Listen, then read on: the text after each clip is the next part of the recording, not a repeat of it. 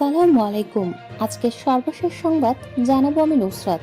প্রথমেই জানিয়ে দেব সংবাদ শিরোনাম। ইরানি অনেক সংবাদ সংস্থায় সাইবার হামলা। মাটির নিচে হাসপাতালের কার্যক্রম স্থানান্তর করছে ইসরায়েল। ভয়াবহ যুদ্ধের শঙ্কা, ইরানের পাল্টা হামলা শুরু। সর্বশেষে জানাবো ইরানের সামরিক অভিযানের নাম লায়ন্স রোয়ার চূড়ান্ত করেছেন নেতানিয়াহু। শিরোনাম শুনলেন, এবারে বিস্তারিত। ইরানি অনেক সংবাদ সংস্থায় সাইবার হামলা।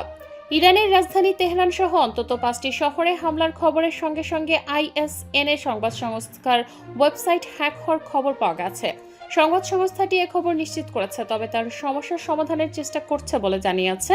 ইরানের তাসনিম সংবাদ সংস্থা জানিয়েছে, ইরানের রাষ্ট্রীয় সংবাদ সংস্থা আইআরএনএ সহ ইরানি সংবাদ ওয়েবসাইটগুলো সাইবার আক্রমণের সম্মুখীন হচ্ছে। এখন পর্যন্ত আইআরএনএ এর টেলিগ্রাম অ্যাকাউন্টটি কাজ করছে।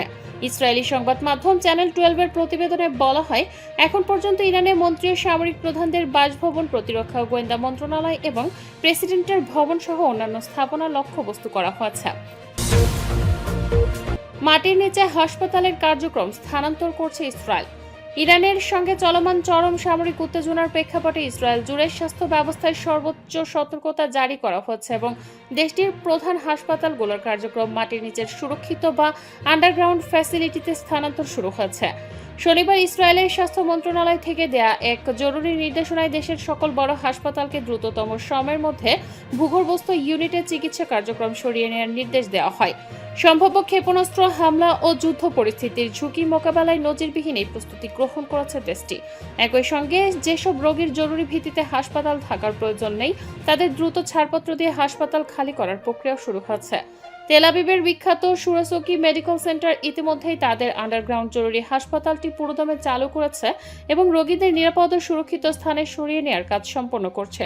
হাসপাতাল কর্তৃপক্ষের দেয়া তথ্য অনুযায়ী তাদের সবচেয়ে সংবেদনশীল ইউনিটগুলো বর্তমানে সম্পূর্ণ সুরক্ষিত ভূগর্ভস্থ কক্ষে কাজ শুরু করে দিয়েছে। পাশাপাশি রামাত গবের গণের সেবা মেডিকেল সেন্টারও তাদের গুরুত্বপূর্ণ বিভাগগুলোকে মাটির নিচে সরিয়ে নেওয়ার চূড়ান্ত প্রস্তুতি সম্পন্ন করেছে।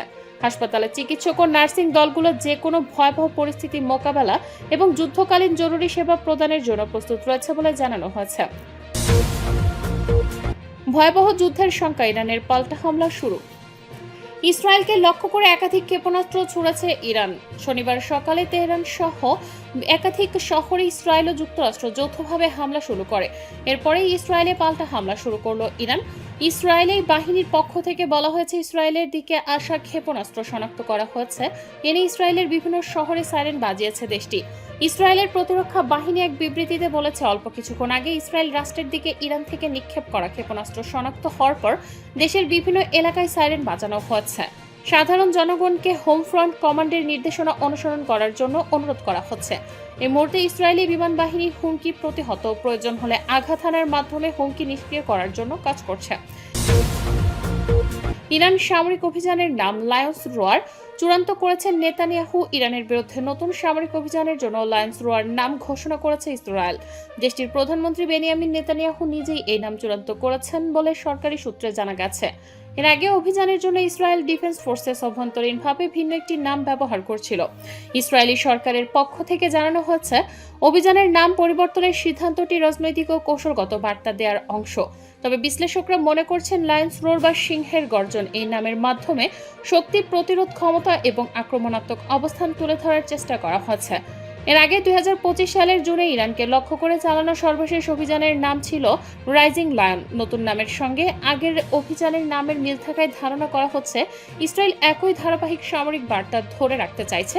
মধ্যপ্রাচ্যের ভূরাজনীতিতে সিংহকে শক্তি ও আধিপত্যের প্রতীক হিসেবে দেখানো হয়।